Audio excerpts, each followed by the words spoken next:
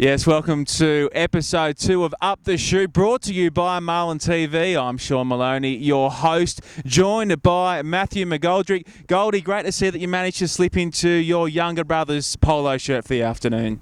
Yeah, the medium. Luckily, I've got the rock hard pecs to prop it up.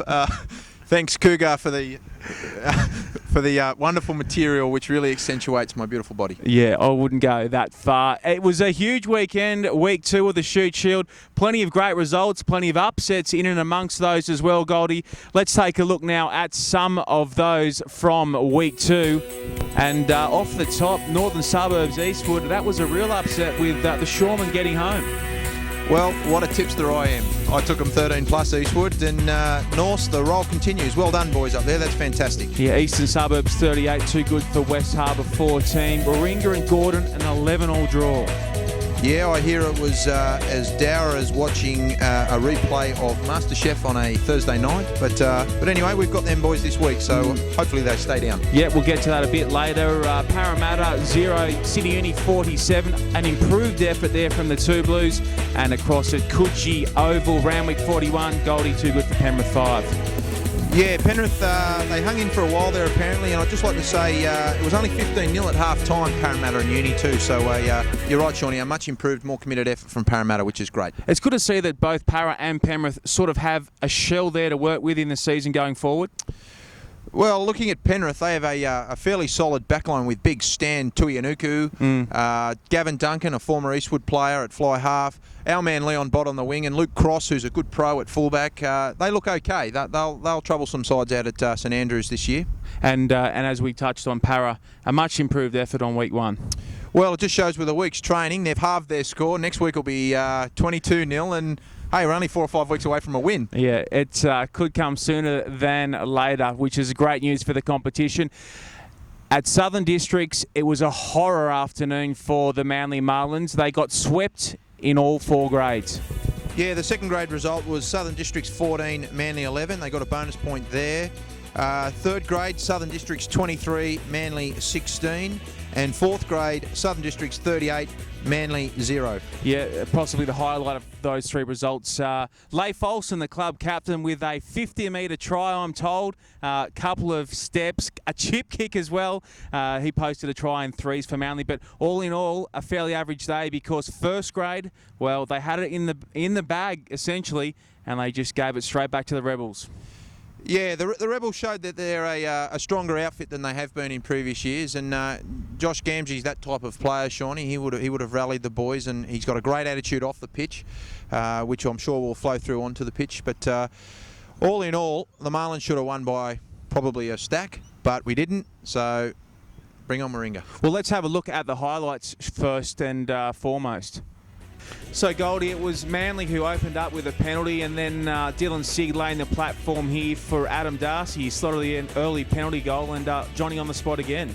Yeah, some lovely footwork from Alex Miles. Is lovely time pass, and Darcy's really carried on his 2009 form. He's in rare nick. And it was a former teammate of his who sort of sparked South here, Gamgee on a Tutupu, who found Samo. Look at this bloke go, Goldie. Couple of things here, Shawnee. The program says Samo's 31 or 33. If he's 33, mate, I'm 40. If he's 33, you are dead set 200. He's a lot older than that, but geez, he's still got the skills that thrills. And that was 10-all. And here we go, another big man, Big Nemani Nadolo for the Marlins this time. Look at this pass.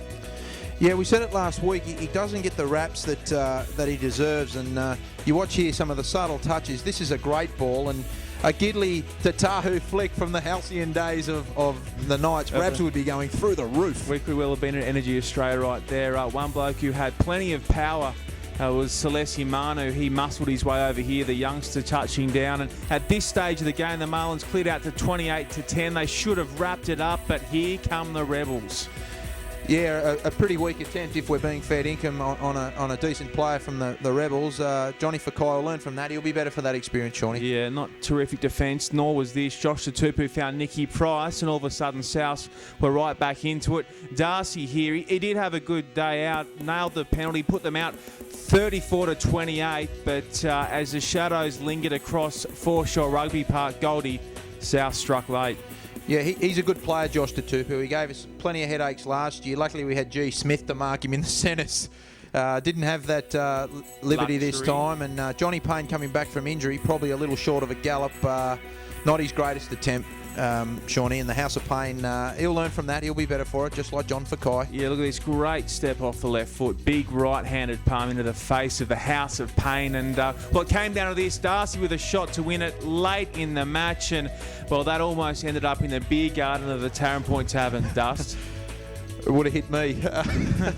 No, it's a shame because I think if we actually ran it, we were a chance to score a try. But, yeah, anyway, that's the way it goes. Yes, indeed, Goldie. That certainly is the way it goes. The Marlins with the 1 bonus point, but Southern Districts, well, they look a lot better this year than they did last and the year before that as well. Well, don't forget last year, Southern Districts beat Gordon and University down at Foreshore Park. They've now picked up the scalp of Manly. They're going to beat some good sides down there this year. Yeah, they've got some great players, as we just saw. Colts, well, it was a little different. Yeah, first grade Colts was another heartbreaker to Manly. I believe it was 4 tries to 3 there, and they got rolled.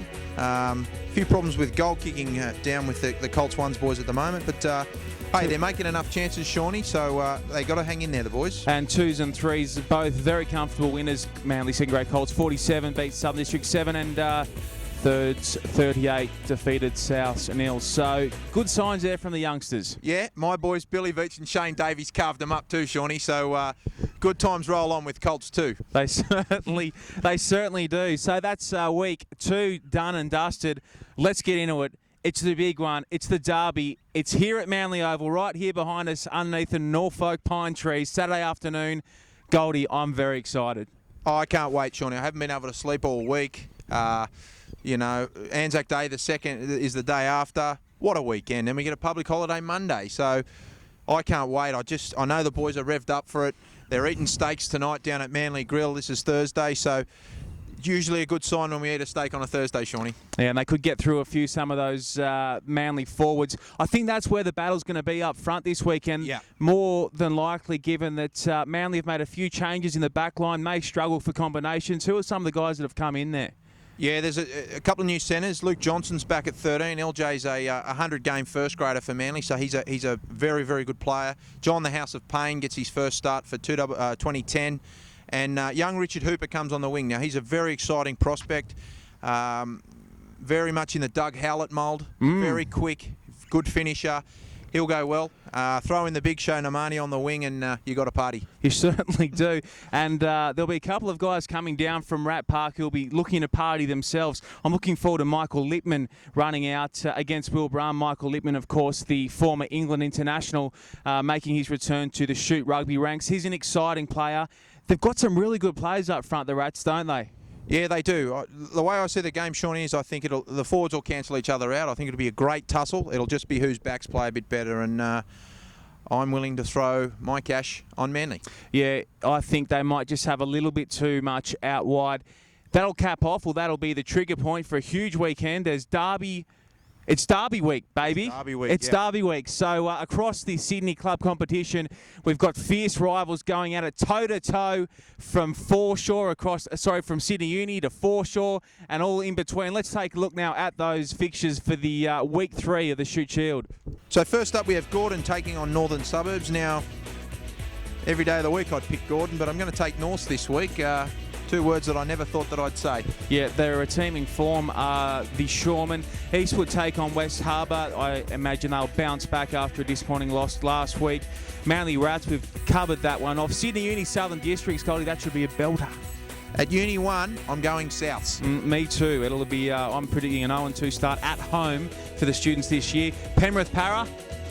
Well, the good thing for both these teams is someone's going to win. So, I think Penrith will be too good, and I'm backing our man Leon Pott to get a double. Yeah, there's going to be plenty of points scored out at the foot of the mountains, and another big game. Randwick and Eastern Suburbs, Coogee Oval. That one should be a ripper as well.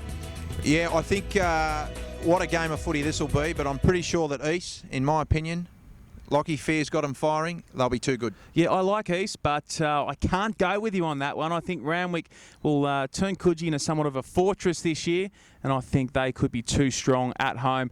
It doesn't matter which way you look at it. It doesn't matter which side of the fence you're on. Rugby, club rugby this weekend is the winner. Yeah, and my medium shirt. So I can't wait for Saturday. I'm salivating. We've got a full day down here with the first grade Colts as the curtain raiser to first grade. Yeah, beautiful weather, beautiful rugby. What more is there in life? Well, I can't wait for you to get yourself a double XL shirt, which would look a whole lot better.